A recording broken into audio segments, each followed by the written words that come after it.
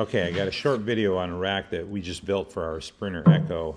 I want to preface this by saying that this is not my creative design. I saw this on a couple posts, but I had a hard time finding more information or even tracking down these posts. So I thought I'd go ahead and do a little video footage of me putting this thing together.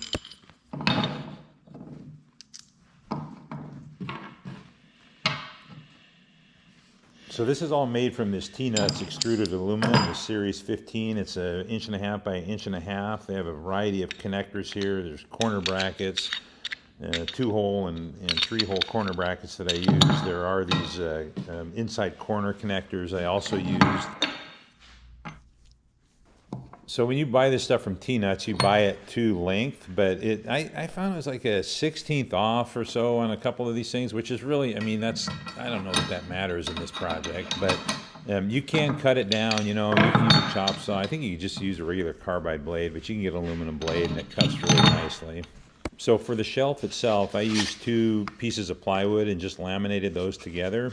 I know that people have done it with like a 1/2 or 3/4 inch sheet and ripped the edges down, but I thought this would probably be easier.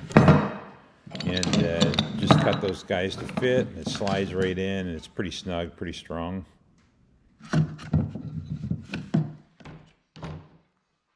You also have to have a little cutout on that corner so that you can access those little hex nuts to tighten those brackets as well. So the lamination, I think, makes that a little bit easier too, rather than kind of ripping a 45 on that.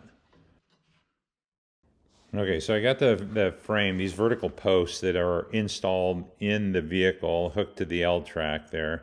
And I'll show a little close-up here in a minute of how I did that, but they're in there and ready to go. So the shelf itself is put together, tightened up, bring it out to drop it in here.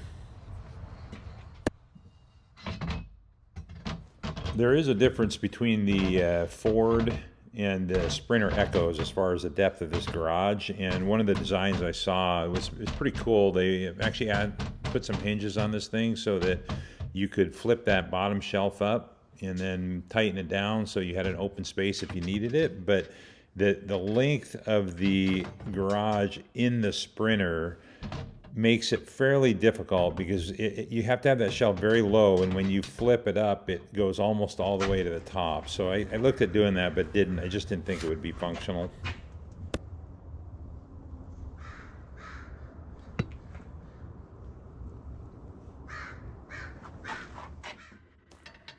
There is a drop-in nut for these T-nut connectors, which you can place after you've closed off that channel. But if you don't have those, then obviously you want to put the nut in for whatever it is, or if you want to put extra hangers or something like that, you got to get it in before you close it up. Otherwise, you're going to have to do what I did and undo it and then put it back together. So level this guy up and tighten her up.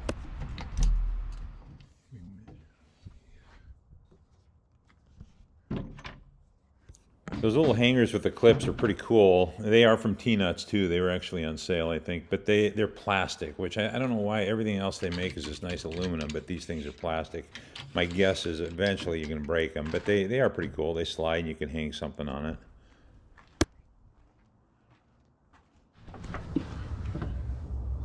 And then here's a close-up of that anchor to the L track, and those bolts that hook up to the L track are from US Cargo Control, and they are you got to drill out that angle connector there, but it's pretty easy. It's, you know, it's aluminum, so you cut through it.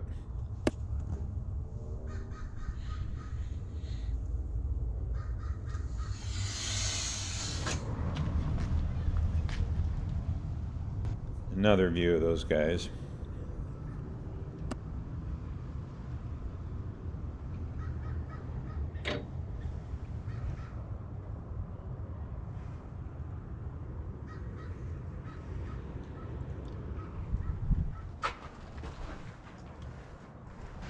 And then basically just cut some squares or rectangles of carpet to throw in here, and you could use felt or something else, but Man, it's a pretty nice solid surface, and you can get those shelves. That middle shelf is a little over 13, which is most storage containers, the larger storage container size, so you can fit those in. We wanted kind of a narrow spot up top to be able to squeak things in, and it's a nice solid rack. Again, not my creation, but pretty cool.